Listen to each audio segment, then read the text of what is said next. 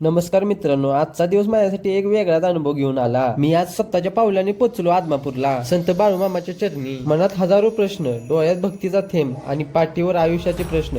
पण तिथं पोचल्यावर काहीतरी वेगळंच जाणवलं। सकाळी लवकर उठून तयारी केली, डोक्यावर टोपी घेतली आणि मनात फक्त एकच ओढ, बाळूमामाचं दर्शन। रस्ता होता वाकडा तिकडा, पण प्रत्येक वळणात वाटायचं मामा बोलवताय। आणि मी मग पोचलो आदमापूरला। पवित्र मंदिर ते शिखर बघून डोळे भरून आले। मंदिराच्या जवळ जातोय तसा काळजा ठोका वाढत राहिला।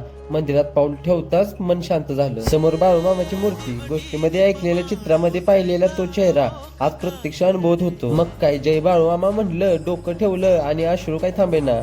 काय मागावं कळेना, फक्त एकच शब्द ओठावर आला, शांती। परत मग मंदिराच्या पाठीमागे एकटा जाऊन बसलो। वाऱ्याची झुळूक, सूर्य मावळते इकडे आणि मनात विचारांची गर्दी। आयुष्यभर जे शोधत होतो मी ते इथं सापडलं मला। मामांजवळ आलो आणि स्वतःशी प्रार्थना केली, मामा मला कधीच धन संपत्ती नको, फक्त तुमच्यासाठी माझ्या मनात भक्तीचं घर राहून दे। पण आता मी पहिल्यासारखं राहिलोच नव्हतं। माझं मन हलकं झालं होतं, कारण खूप दिवसानंतर बाळूमामाच्या चरणी डोकं मस्तक होण्यासाठी पुण्य लाभलं। तुम्हाला एक चांगला सल्ला देतो, आदमापूरला नक्की या, तुमचं आयुष्य बदलून जाईल।